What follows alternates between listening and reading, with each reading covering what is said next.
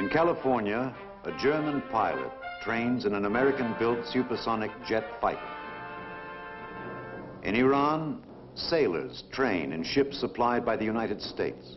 In Greece, Greek paratroopers, themselves masters of guerrilla warfare, train under the watchful eyes of an American advisor. In Turkey, a soldier learns to read and write. And in Washington, the president tells the nation, we need the capability of placing in any critical area at the appropriate time a force which, combined with those of our allies, is large enough to make clear our determination and our ability to defend our rights at all costs and to meet all levels of aggressive pressure with whatever levels of force are required. We intend to have a wider choice than humiliation or all-out nuclear action. I'm Alexander Scorby. The wider choice to which President Kennedy refers includes the many courses of action open to nations, from quiet settlement of differences at the conference table to war. In recent years, United States military assistance to allied nations has contributed importantly to the strength of the free world. It helps make possible a wider choice. In the following report, you will see how certain vital aspects of our military assistance program contribute to the defense and well-being of a few representative countries in Europe and the Middle East.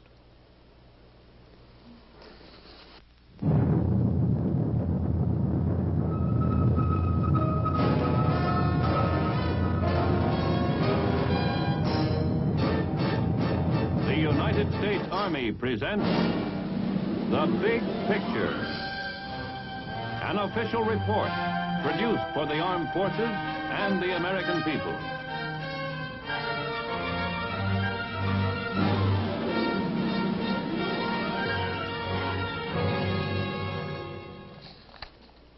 Wise men have always tended to band together in the face of a common threat, knowing that unity breeds strength.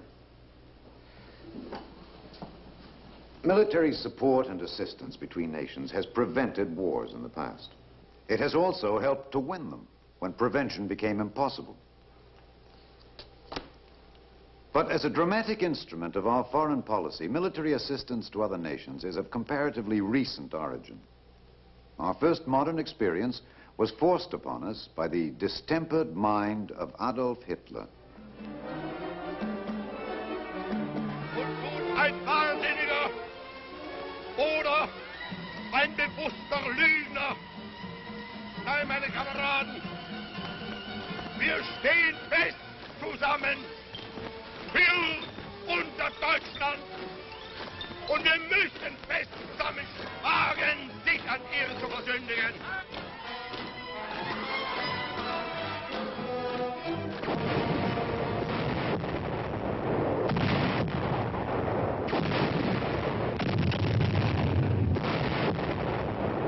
In 1941, to assist Great Britain and to help guard our own national security, President Roosevelt proposed, and Congress approved, the transfer of 50 American destroyers to England.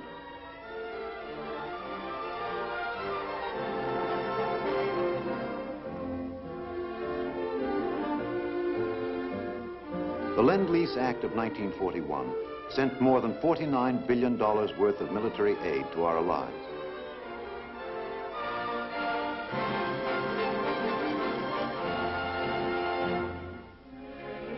Following the Second World War, we inherited a large share of responsibility for world leadership. Our immediate problem was how to help the Europeans help themselves. When the Iron Curtain slammed down abruptly in 1946 and the Cold War began, our initial answer to the Soviet challenge was in the form of economic aid.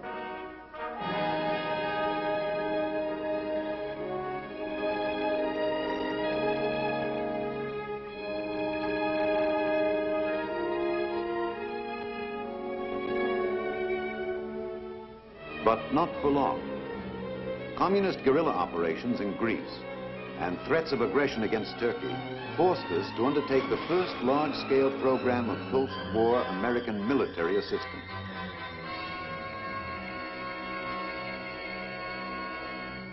This is no more than a frank recognition that totalitarian regimes imposed upon free peoples by direct or indirect aggression undermine the foundations of international peace and hence the security of the United States. I believe that it must be the policy of the United States to support free peoples who are resisting attempted subjugation by armed minorities or by outside pressures. If Greece should fall under the control of an armed minority, the effect upon its neighbor Turkey would be immediate and serious. Confusion and disorder might well spread throughout the entire Middle East. Moreover, the disappearance of Greece as an independent state would have a profound effect upon those countries in Europe whose peoples are struggling against great difficulties to maintain their freedoms and their independence while they repair the damages of war. Collapse of free institutions and loss of independence would be disastrous not only for them, but for the world. The Greek-Turkish Assistance Act of 1947 enabled us to provide the needed immediate support, but it was only a small part of what Europe would require as Soviet pressures mounted.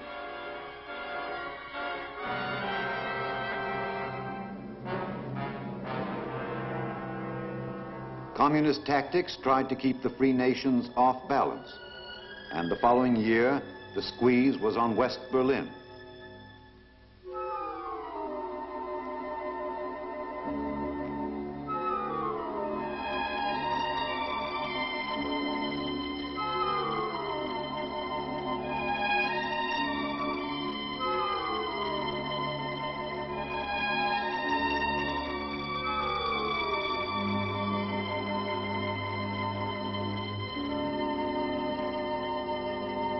Again, a stopgap defense was devised, and the Berlin airlift answered the challenge.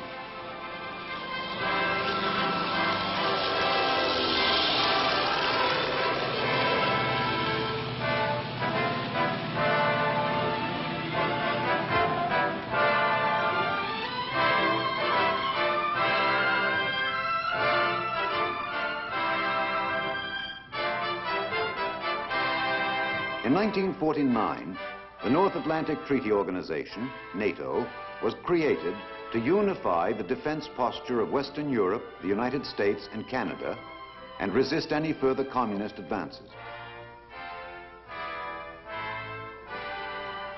Our present military assistance program is made necessary by the harshest threat of our times.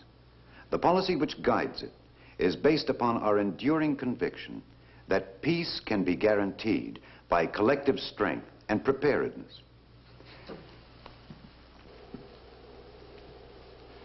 The friendly nations which receive our aid span the globe.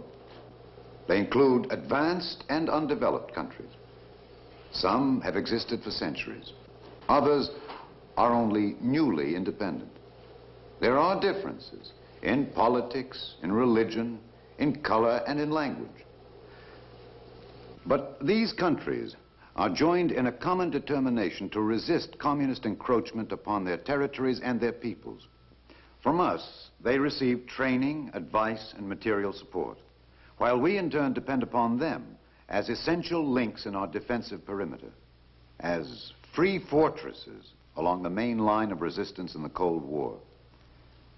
America's military assistance program is both enormous and complex. It is geared to each country's need in terms of the communist threat, and its cost to the American taxpayer exceeds $1.5 billion annually.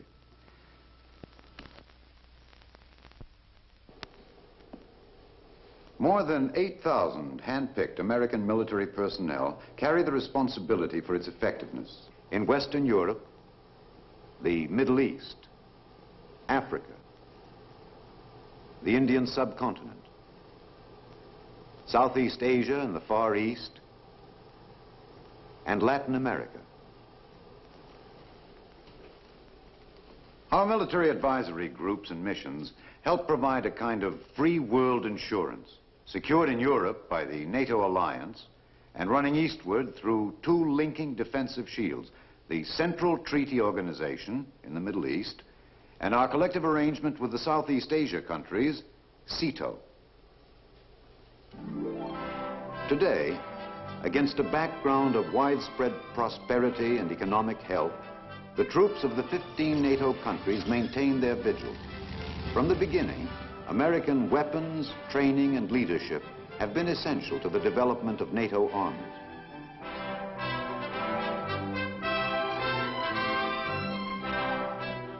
Without such assistance, thousands of additional American soldiers would have been required in Europe, and additional millions of American dollars would have been spent to keep them at combat readiness.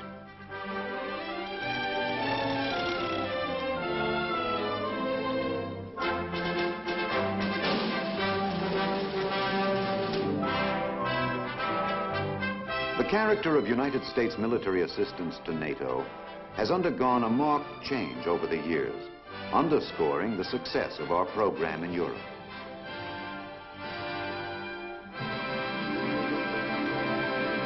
In the beginning, many tools of conventional warfare were supplied by America.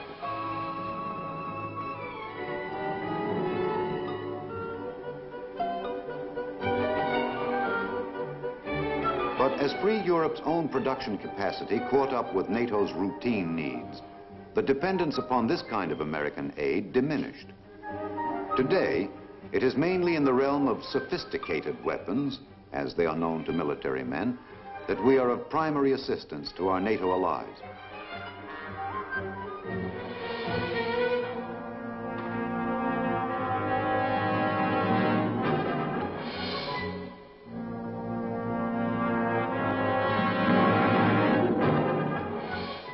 At United States training centers, NATO personnel receive instruction in our most advanced equipment and weapons systems.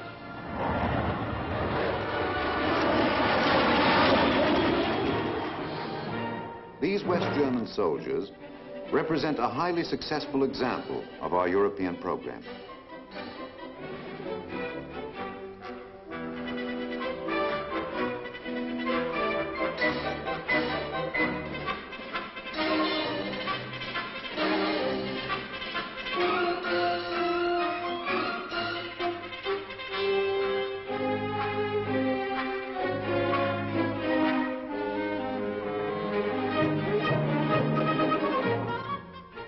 Their weapons, their clothing, the funds from which they are paid, and most of their training is now exclusively German. They are supported entirely by their own people and require our direct aid only in special cases.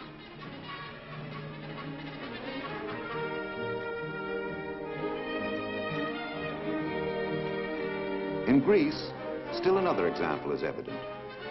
Because of the limited industrial capacity of the country and the chronic poverty which still plagues much of the population, the United States military assistance program has been the foundation of Greek defense since the late 1940s.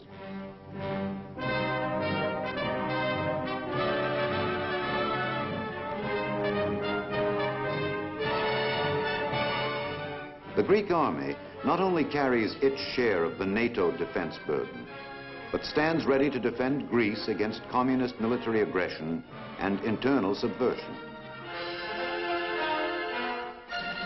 At the Raiding Force Training Center at Megalopepko, hand-picked troops learn the arduous business of guerrilla fighting.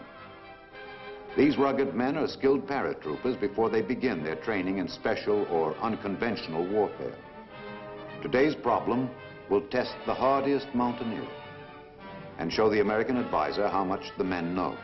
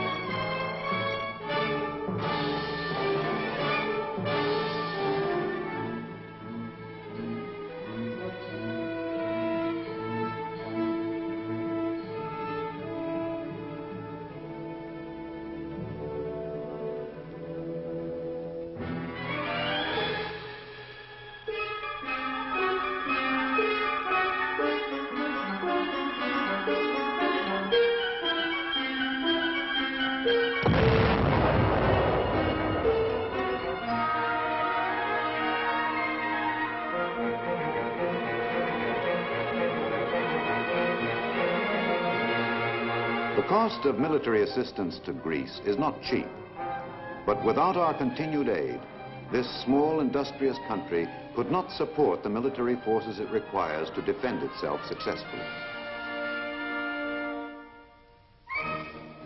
Greece's neighbor to the east is one of Russia's oldest adversaries. 15 times in the last 1,000 years, the Russians have tried to break through to the Mediterranean, only to be thrown back by Turkish troops.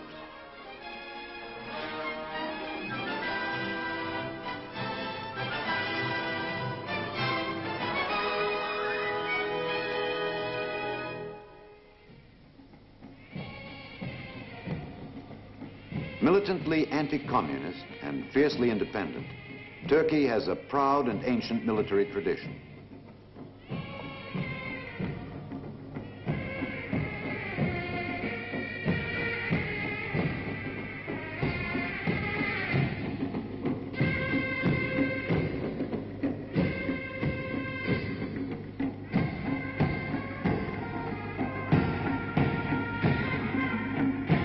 Like the Greeks, the modern Turks are NATO members and recipients of extensive American aid. Also, like the Greeks, they face directly upon the communist world.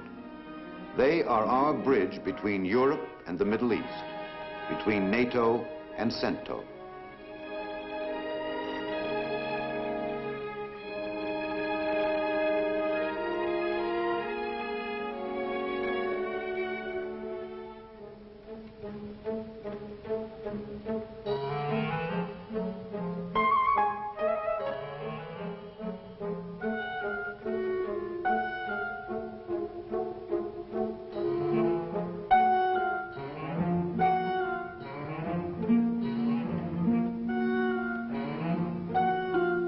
American weapons, equipment, and advice have helped make the Turkish armed forces an effective deterrent against communist ventures in the critical Middle East.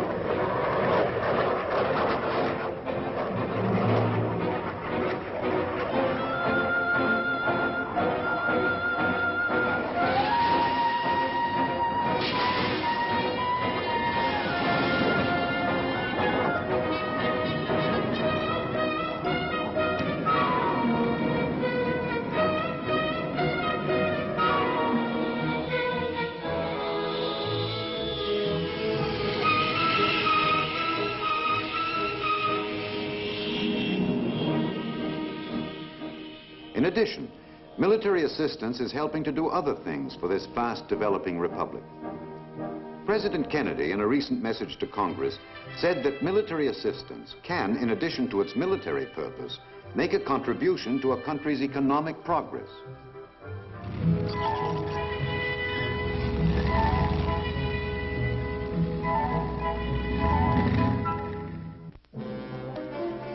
Such a contribution is evident in Turkey.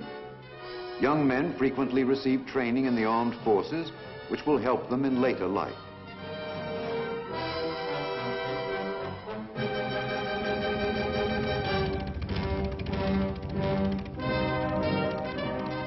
New industries have been created as a result of our military assistance program, which will have a far-reaching effect upon the entire national economy in the future. At this plant near Istanbul, American-made jeeps are assembled by Turkish labor for the Turkish army. Jobs and income have been provided locally, and the operation represents a substantial saving to the American aid program.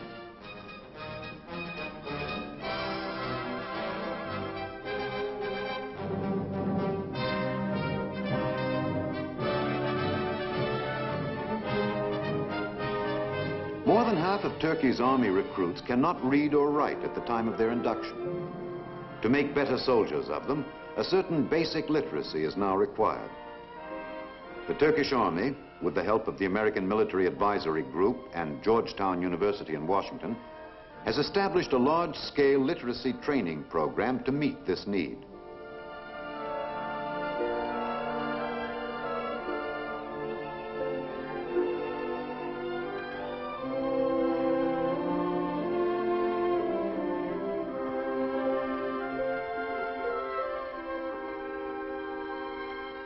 Before regular basic training, recruits now receive a rudimentary education under the new program.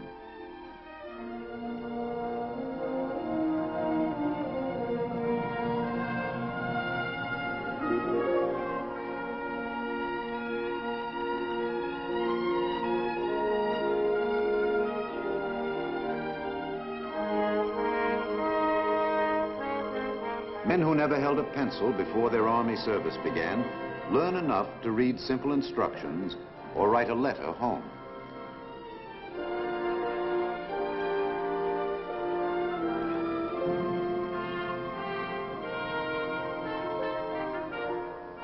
This young man and thousands like him will return to villages all over Turkey better equipped to live as free citizens in a free world. Iran, Turkey's eastern neighbor and CENTO partner, boasts combined armed forces of nearly 200,000 men, all American trained and equipped.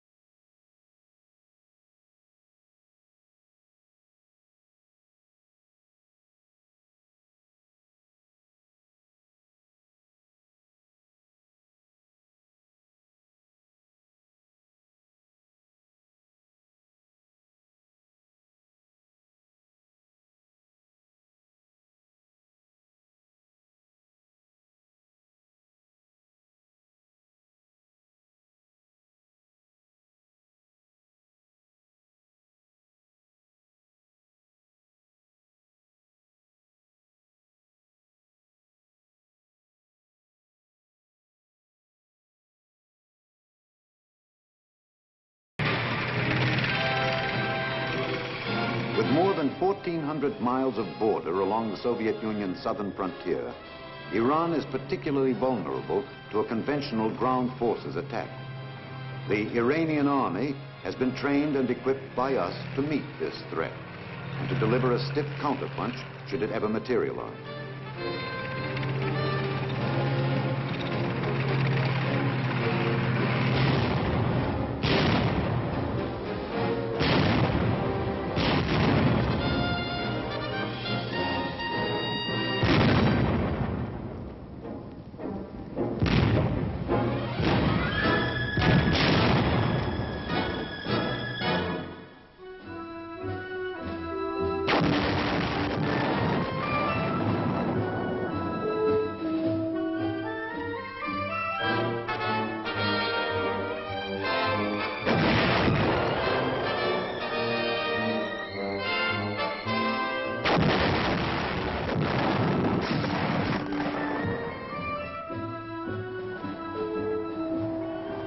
Small air and naval forces also help protect Iran's strategically important oil resources and Persian Gulf ports.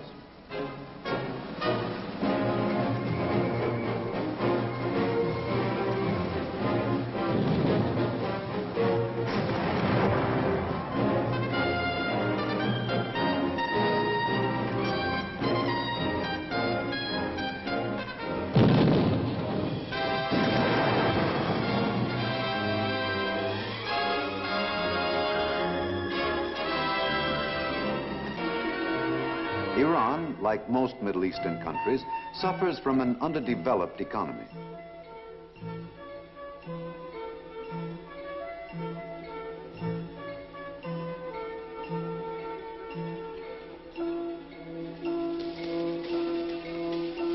Many skills necessary to the future development of Iranian industry are now being learned by young men in the armed forces.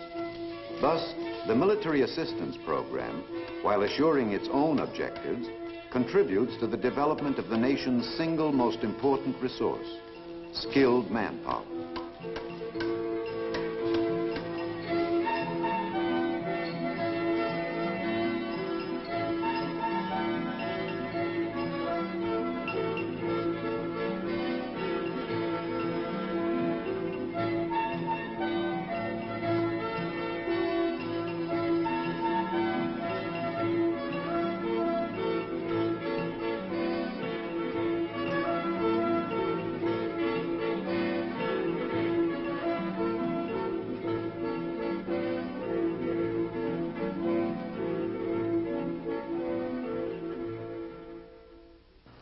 Our cameras have been able to reveal only a small part of the big picture of military assistance to our European and Middle East allies. But from this limited view, the significance of the American program is clear. Without our help, our leadership, and our weapons, the collective defense of our free world allies would not be possible. And without their military capabilities, we would be vastly outnumbered and dangerously limited in our choice of responses to communist pressure.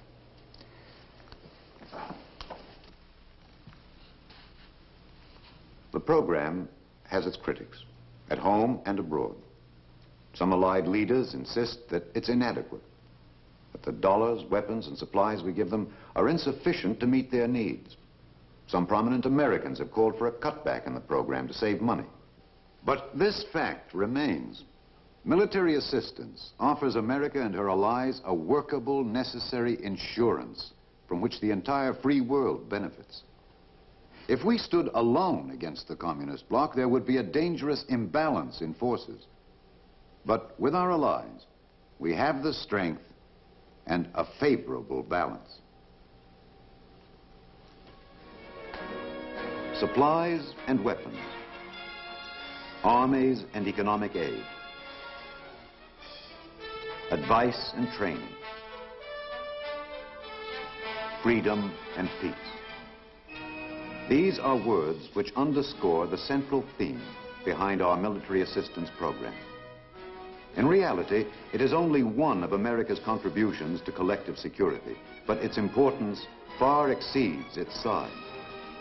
To many nations in the free world, it marks the difference between a hopeful future and no future at all. It is part of the answer to the most pressing problem of the Western world, the spread of communism and its threat to free people everywhere.